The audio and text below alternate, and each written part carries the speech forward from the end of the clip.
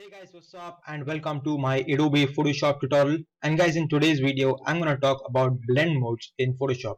And I'm going to show you guys how exactly can you use blending modes or blend modes for combining images and for coming up with some great artwork. Okay, for example guys, I have taken this image of these two glasses and this image of the sunset, and I've combined them guys into this image. You can take a look guys, we have got some FX, we have got some filter, and you've got some effects on the filter. We have applied some basic blend modes like the overlay, the multiply. We want to talk about the opacity parameter also guys, and I'm going to show you how exactly did I create this whole thing. Right, so if you guys want to follow along with me, the download link guys for these two images, this glasses image and the sunset image, is going to be in the description. Right, and guys, when I'm talking about composting, I would like to also give you one more example. And there's some actually this is also a very basic or beginner level composting guys, and guys, I have used it for making some facial expression change or for doing some image correction. You can take a look at this image guys. Right, I've applied a color balance layer also. Just remove that. You can take a look at this image guys, in which we have this couple over here, bride and the groom. And you know guys, in this image, if I remove the mask, you can see there is that the girl was giving a very good smile and a really good picture, whereas this guy was screwing up the whole image guys. If I remove the visibility of this layer, you can take a look at the below layer, in which the guy was giving a very good smile and the girl was screwing up the image. So guys, a little bit of composting to the image can make it look like this. You can take a look guys, it really looks good now. Nobody can say that we had done any kind of changes to the whole image. And guys, I just applied one more color balance effect for just making the whole image blend with the background, and for the background color to come up. But anyways guys, let's focus on today's topic, which are blend modes. Now I'm going to show you how exactly did I create this thing. So guys, I'm hoping that you guys are following along. So guys, once go to your sunset image. Now guys, it's always useful, okay, in the world of composting, or whenever guys we are doing composting, it is always good to first, if there's going to be a background layer, do a double click and do OK for unlocking the background layer. Then guys, what I would always recommend to all my beginners, as in all to my viewers guys, is to create a duplicate copy of the original. So guys, just in case if you screw up the duplicate copy, you can delete it and you will always have a good what do you say, original copy with you. So if you want to ever start anything again. So good, we have created a duplicate. Awesome. Now guys, we would like to bring in these glasses into this image. Right, so guys, one good way, and this is a good bonus tip I'm going to show you, that guys, whenever your image is on a white background, okay, you can take a look at this flat white background, instead of actually selecting this image like this, it's advisable guys to select the background and then guys just do invert to the selection. So guys, you can take a look at this, how quickly I can select the whole background. You can see guys, and since I have done this before, I'm pretty sure that there's going to be a mistake over here. You can take a look that this image also, that this part of the glass also got selected.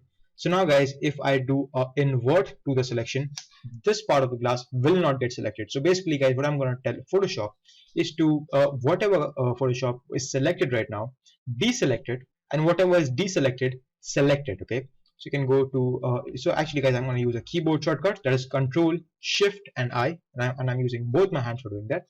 I actually brought my right hand to the keyboard. And you can see guys that whatever was not selected before got selected, which whatever was before selected got deselected.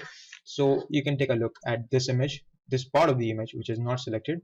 So I just selected the thing. Guys, you can hold on the Alt key for switching to the subtract from selection mode, and you can just slowly remove the selection. You can see guys that you've got a good selection guys, but it's always good to take a look at the details in the composting world. Or you can of course use the refine edge command in Adobe Photoshop, but I always like to take a look at the, alright, awesome, there's like some detail over here. Now it looks good. Awesome guys. So now guys, since we have made a good selection, alright, switch to your selection tool by clicking the V key, and guys, hold on the Alt key guys for making a duplicate of it and drag it to the undone or to the sunset image. And then guys, if you hold down the Shift key also and then let go guys, you will automatically, as in Photoshop, will automatically land the image right in the center of the background image. Now guys, since I have copied it over here, I'm going to close this background image. Awesome.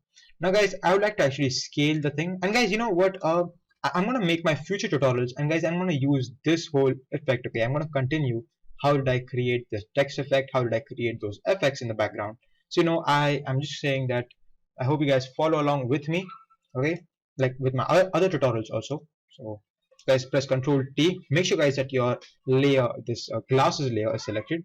Control T. You can go ahead and rename the layer if you want. That's always a good thing to do. Since I'm only making this tutorial, I'm really gonna do that, and you can see guys that's something over here. And guys, why am I doing this transformation? Yeah, the reason guys I'm doing this transformation is because you can take a look at this thing, guys.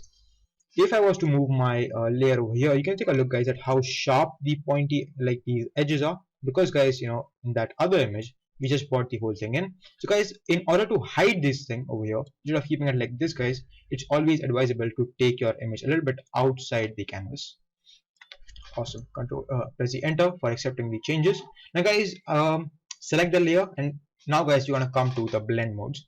So guys, yeah, so once your layer is selected guys, you can take a look at this normal dialog box over here. If you click on it guys, a big list will come up, and these are all your different blending modes. Right now guys, I don't really use all of them, but I'm going to show you one trick which will really come in handy for all you guys. Yeah, so when you select this guys, okay, just select the normal blending mode, and guys, when you take a look at your Photoshop, you'll see guys that there is a small blue kind of a border around this option. Guys, when that blue line appears guys, and you can just scroll your mouse, and you'll see guys that you are cycling through all different kind of blending modes. You can see that it multiply. If I scroll down once again, color burn. So if I really quickly want to take a look at all the blending modes for an image, I can just keep on going over here and say, and guys, when you come to the end of the thing, so it will just stop. That is luminosity. But guys, right now what I'm looking for, and yeah guys, one tip to all of you guys, before doing that cycling trick, for for if you guys want to save time guys, I'm going to show you, or I'm going to tell you some names of some blending modes which are really important and will really help you out at times. Guys, the most of the ones which I use are multiply blending mode, the screen blend mode, linear dodge, color burn, and overlay. These are very important guys, and I think I use them a lot. Sometimes guys, I even go to hard light, vivid light, linear light, and all those kind of other blend modes. Darken also guys sometimes, or linear dodge, that is add. If you in other softwares, if you don't see linear dodge and you see add, then that is one and the same thing, like say in After Effects. So guys, in order to create this whole effect guys, I will be needing to yeah, I'll be needing to change the blend mode to multiply. You can see guys that we right now, without doing any big thing or any tough thing in Adobe Photoshop, we are having a great effect right now guys. So you can see guys that blending modes can really come in handy guys, when you are trying to create different effects, or when you are trying to blend some images together, right?